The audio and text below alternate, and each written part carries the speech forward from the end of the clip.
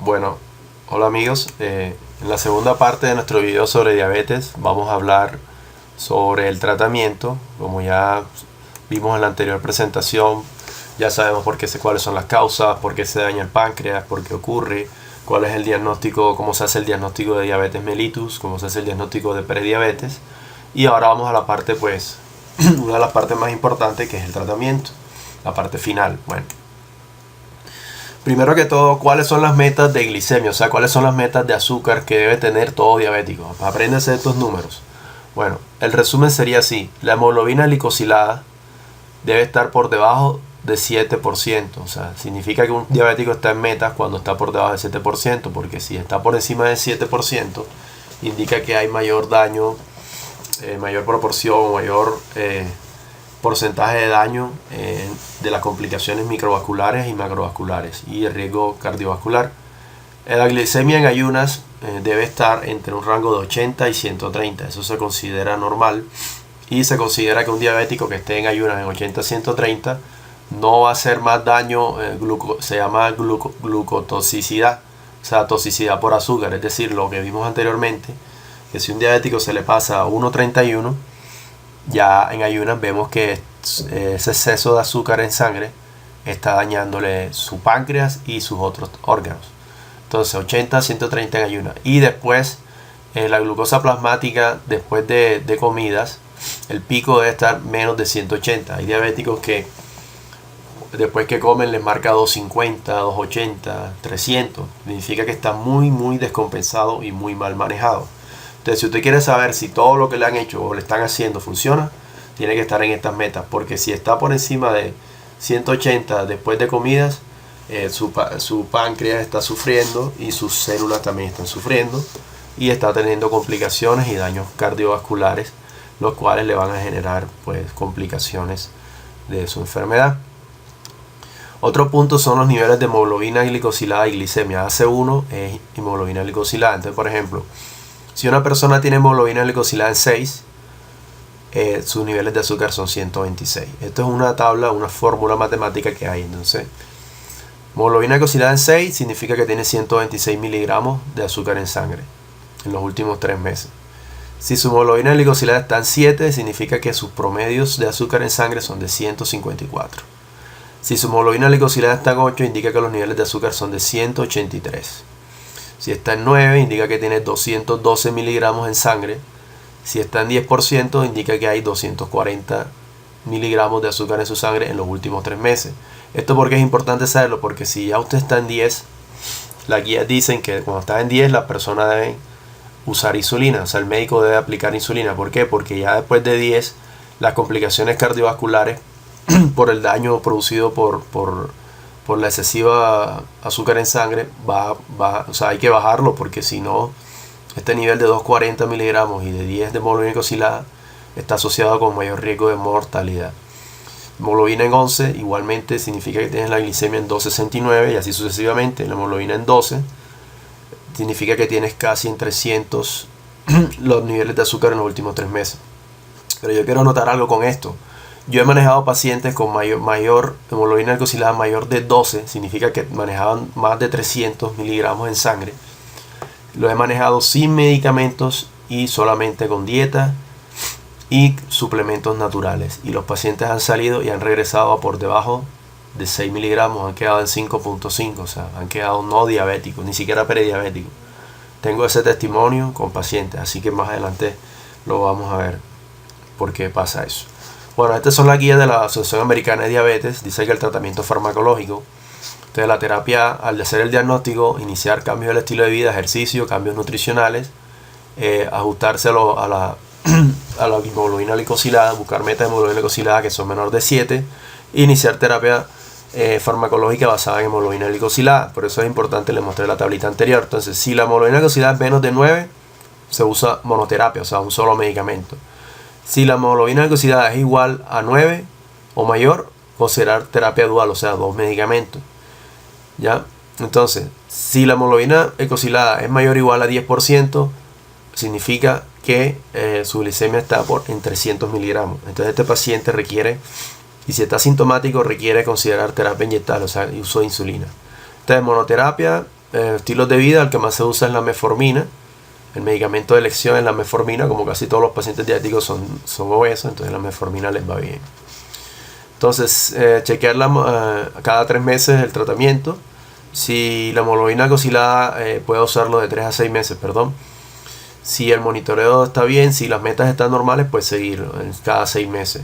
Si no, entonces hay que usar terapia dual. Entonces la terapia dual, si hay complicación cardiovascular, agregar metformina, más estilos de vida, más otro agente adicional. Si tiene complicación cardíaca, si tiene complicación renal, entonces ahí se agrega el tipo de medicamento. Y chequear la hemoglobina glucosilada de 3 a 6 meses.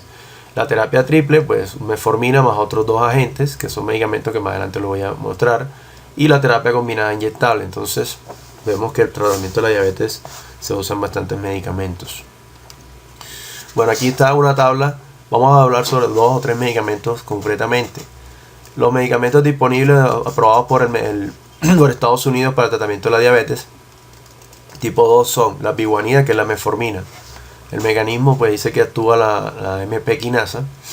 El mecanismo de acción de la metformina es disminuir la producción hepática de glucosa. Hay que ajustar si la filtración glomerular, o sea, si hay insuficiencia renal, y no usar si las tasas de filtración renal son bajas. Otro grupo de medicamentos que se ha usado nuevamente son estos, los SGLT2 inhibidores, como por ejemplo la empaglifosina. Solo voy a comentar uno solo de estos, que está contraindicado si hay menos de 30% de filtración del riñón. Los otros grupos están la sulfonilurea, que es la famosa glibenclamida, pero ya la han sacado del mercado por diferentes efectos de mortalidad. Ahora se usa la glimiperida, la glipizina, la gliburida. Ya aumenta la secreción de insulina. La única que no interviene en la parte de insulina es la biguanida, o sea, el medicamento mejor tolerado es la metformina, pero también tiene otro efecto secundario, es que puede bajar la vitamina B12 y producir acidosis láctica. Entonces hay que tener cuidado con la vigilancia de estos medicamentos. Entonces aquí están las dosis, pues este es un esquema global. Otros medicamentos, está la liraglutida, que vienen siendo los inhibidores GLP-1, agonistas, perdón, que es un péptido que aumenta la secreción de insulina. La insulina, aquí está la de acción rápida, solo la voy a comentar así rápidamente. La asignación corta, intermedia, las basales, que son las glarginas, el detemir y las formas mixtas.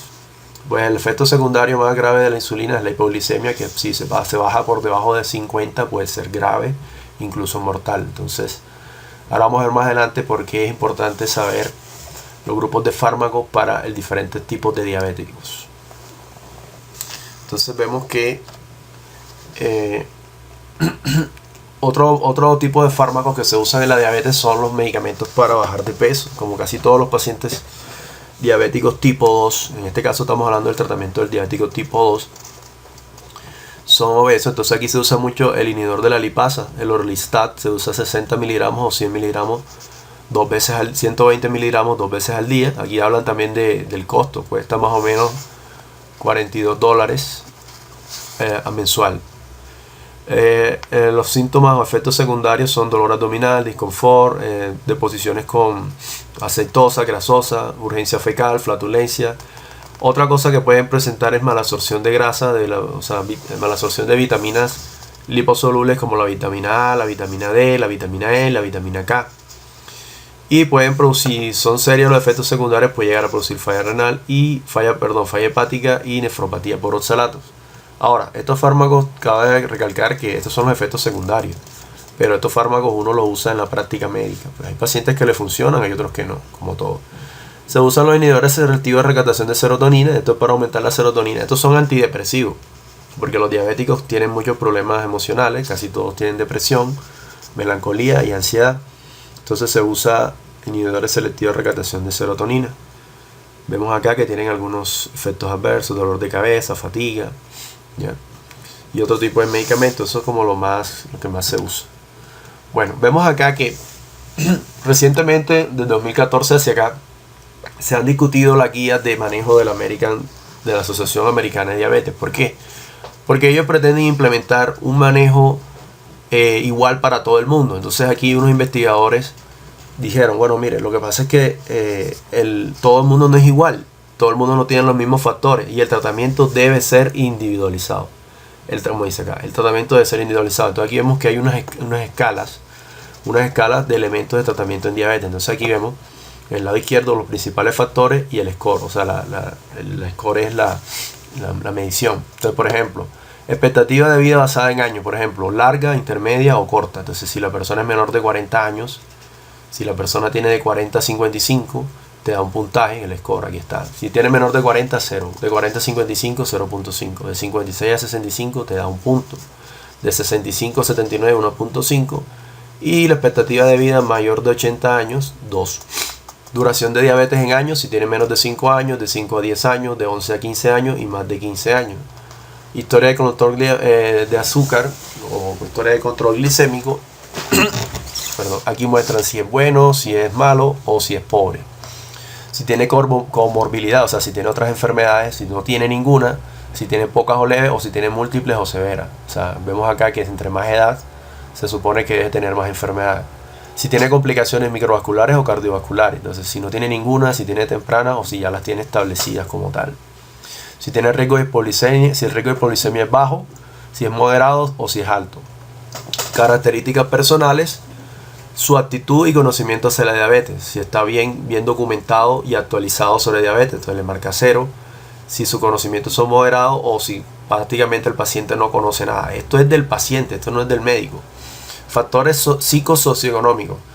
Vemos acá si tiene un buen soporte social, psicosocial, si actualmente está, pues, está haciendo sus actividades como estudiar o algo así, si está limitado o no tiene ningún tipo de actividad académica.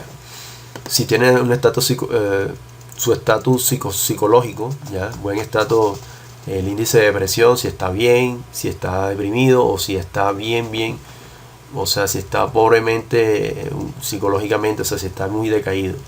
Sus problemas económicos, si no tiene problemas económicos o mínimos, si moderado o severo. Entonces esto te da un total de score, un total de puntos, por ejemplo, acá al final. Entonces sugieren un tipo de metas de glicemia basados en el score. Por ejemplo, meta sugerida para hemoglobina glicosílada.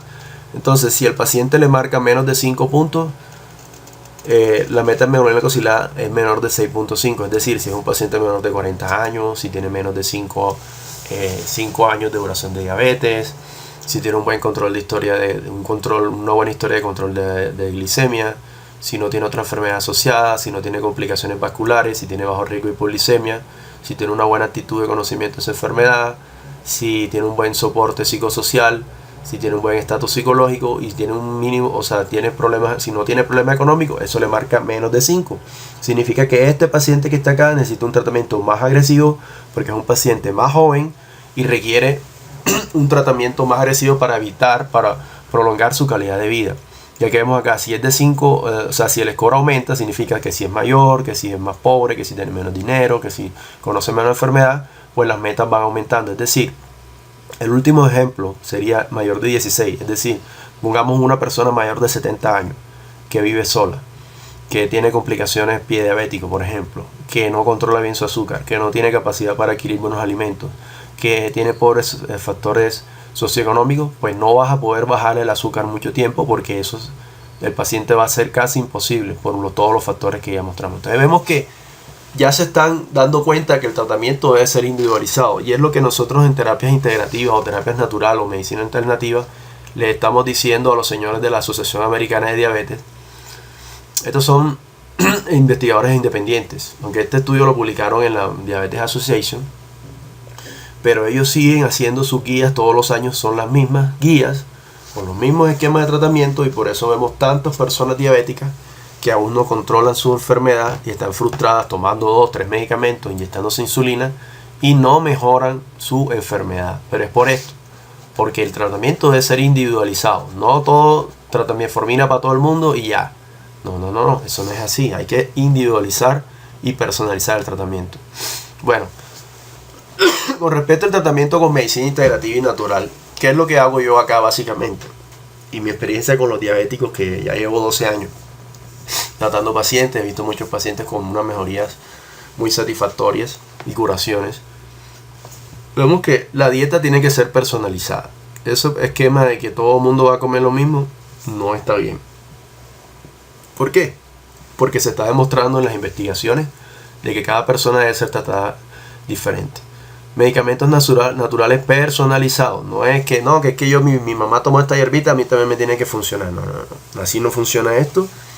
Pues aquí se basa mucho en la experiencia clínica del médico y de su capacidad de investigar cuáles son los suplementos o los productos naturales que más tienen capacidad de impactar la inflamación, la regeneración pancreática y todos los mecanismos que están implicados en la diabetes. Medicina psicosomática.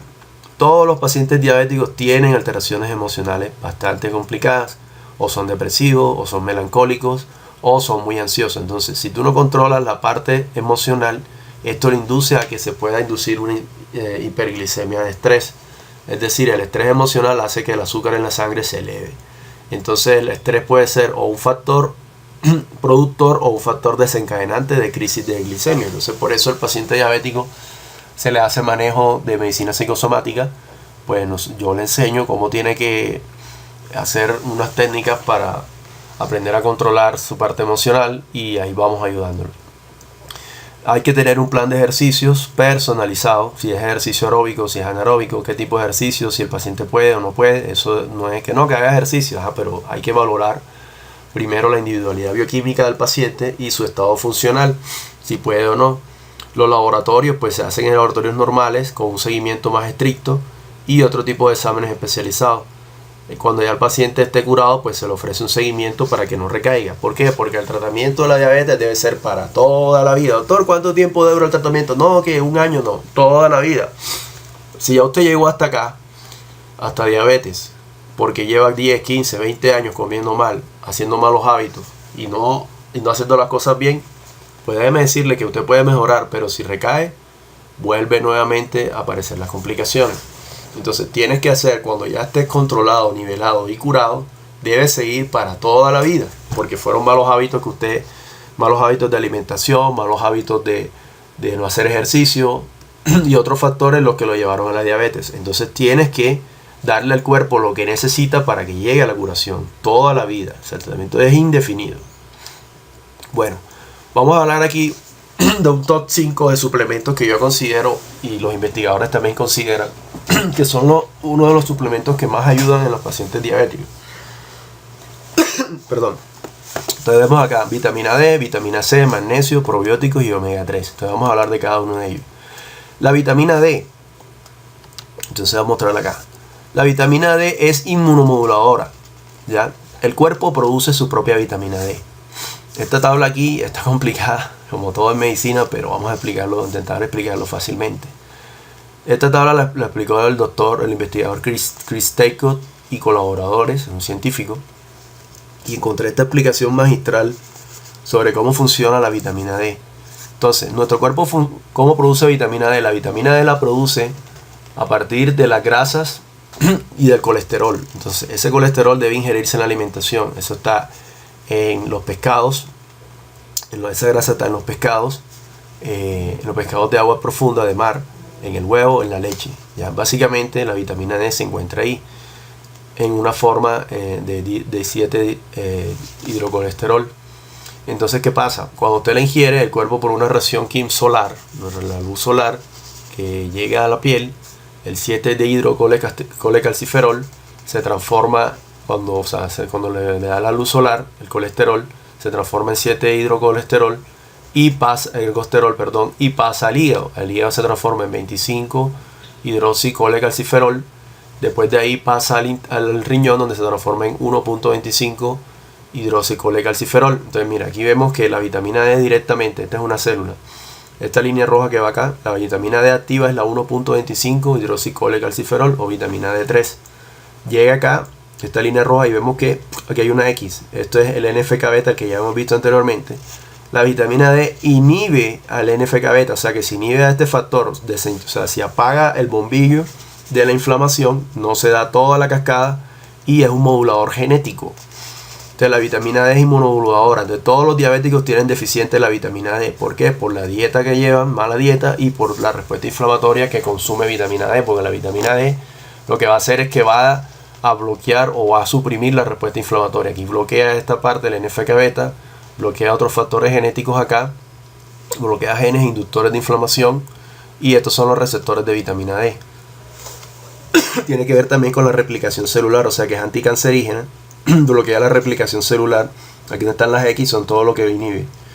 CDK2, ciclidina, estos son factores de crecimiento. Entonces inhibe todo esto para que no se repliquen las células cancerígenas. Entonces si usted no tiene suficiente vitamina D en sangre, va a volverse diabético y le va a dar cáncer. Entonces esas investigaciones son muy interesantes. Entonces es importante saber que todo diabético debe tomar vitamina D para que el cuerpo la pueda absorber, transformar y formarla en la forma activa.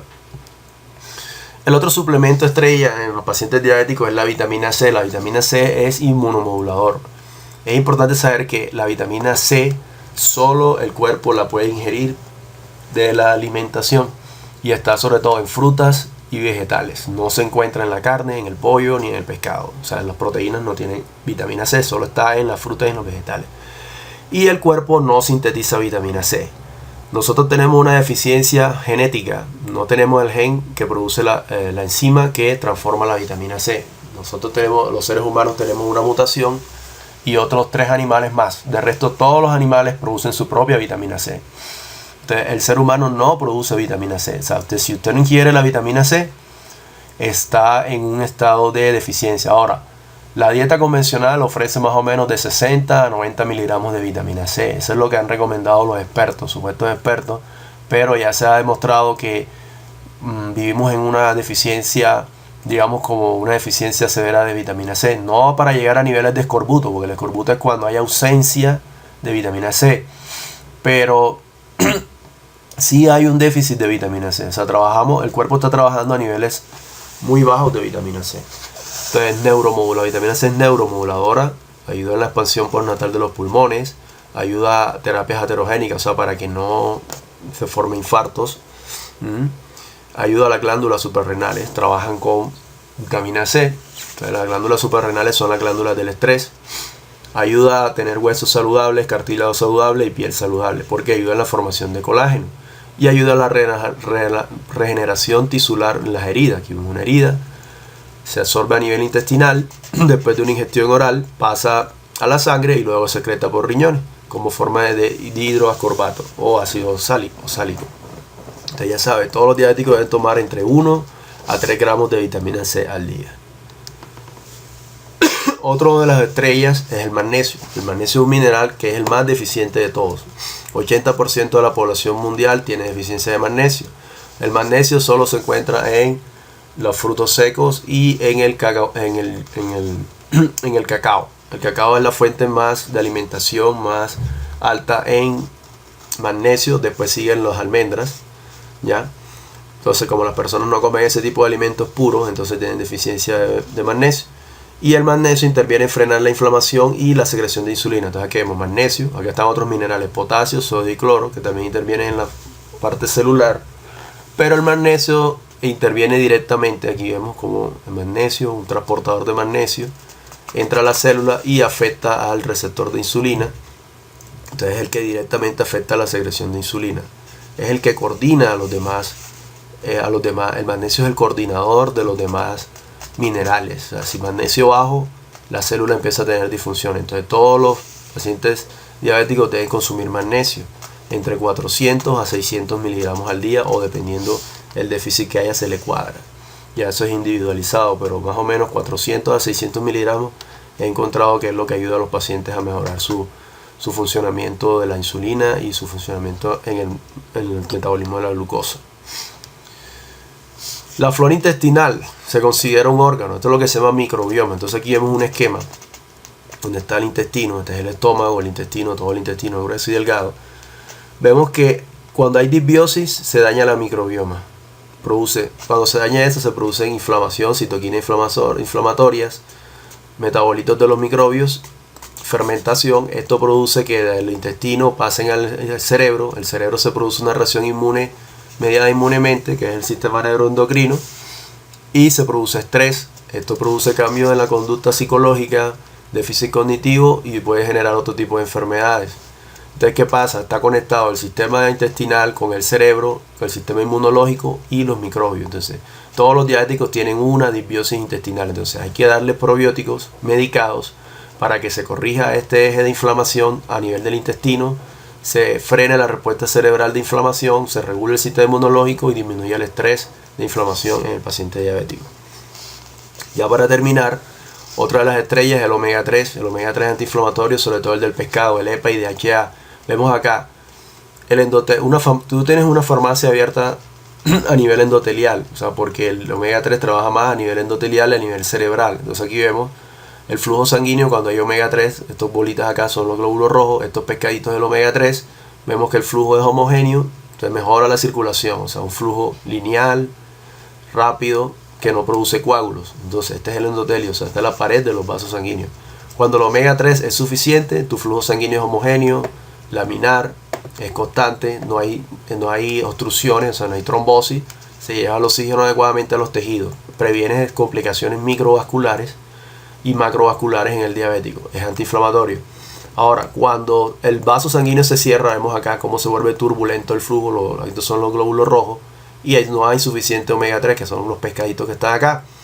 Cuando hay suficiente carne roja, papitas, donas y grasas trans, perros calientes, toda la comida chatarra, el flujo es lento, turbulento, tendencia a la coagulación. Esto es una insuficiencia de omega 3, entonces se daña el endotelio, las publicaciones micro y macrovasculares. Por eso es importante que usted tenga suplementación de omega 3 sumado a los otros 4 anteriores. Entonces sería como el top 5 de lo que yo he probado y he usado en mis pacientes con excelentes resultados, y les va muy bien a los diabéticos con esto. No necesitan ni insulina. Con la dieta y estos productos no necesitan medicamentos, se le van quitando paulatinamente. Claro, no puede suspender sus medicamentos si inicia a tomar estos productos, porque hay un bloqueo hormonal y no puedes descompensar al cuerpo quitando los medicamentos tan rápido. Es por eso que debes consultarme y hacer una asesoría personalizada. Cada persona se le hace un desmonte de medicamentos diferente. No todo el mundo se le va quitando los medicamentos así de tope, o a nadie se le pueden quitar un medicamento de tope. Todo es paulatinamente. Bueno, muchas gracias. Espero les haya gustado esta información. Sé que ha sido un poco larga, pero realmente es un tema que está impactando mucho. Perdón. Está impactando mucho a la salud del mundo, y cada vez va a haber más diabéticos en el mundo. Entonces recuerda, soy el Dr. Carlos Pren. Espero te suscribas a mi canal. Espero me escribas. Aquí está mi información de contacto. Podemos hacer consultas presenciales en Bogotá, consultas online fuera del país. Espero te haya servido esta información. Muchas gracias.